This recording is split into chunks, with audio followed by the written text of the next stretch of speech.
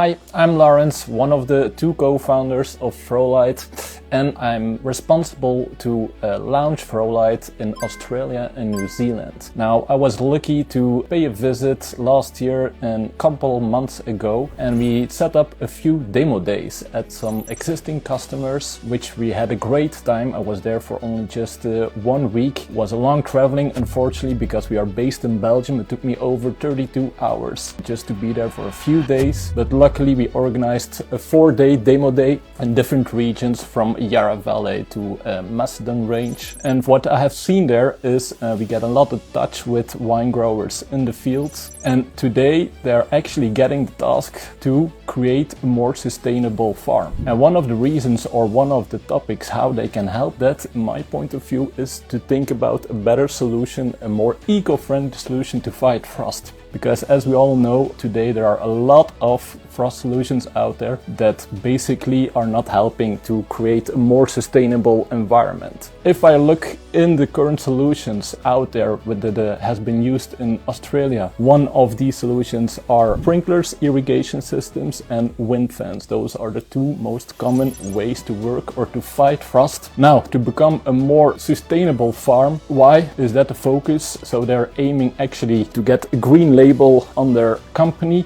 and they have a higher security or certainty to fight frost. Because no matter what is happening today with the two systems, or they ask for a lot of labor, and it will still cross your fingers that all the conditions are right. Now, what are they doing today? Today they are prepping all their fields with their systems. Now, if you have a large scale operations and you have different fields, then mostly they will use different systems out there. If they have the water supply available, most of the time they will use an irrigation. If they don't have the water supply, then they will use wind fans. Now, what are the disadvantages with the irrigation is from the council, from the government, water is a very limited resource, and you will never be certain if you are allowed to use water in the future. Now, besides that, quite labor intensive. For what I have learned is that flippers are getting stuck all of the time, so you have to be awake during the night with a few guys depending on the field. It's a water pump.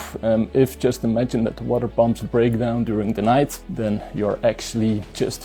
Now, water supply, main thing, government-wise, limited resources. Therefore, there is of course a solution. If we're talking about wind fans, they are quite noisy. They are actually not as good as all people are thinking. It's an easy thing to set up, but the neighbors, they will complain because it's just quite loud during the whole night. And then a second aspect of the wind turbines, you need to have your inversion layer, which means you need to have radiation frost. If there is no hot air zone inversion layer to mix down, then you're just making things worse. So last year I was at the vineyard Henschke in Adelaide, and they actually had frost where there was no inversion layer, which damaged all of the crops, and it was only just -1, -2 degrees Celsius, so that is very, very painful. Now, how can we help all of these wine growers, and why are they coming to Frolight? Now, Frolight, we invented the solution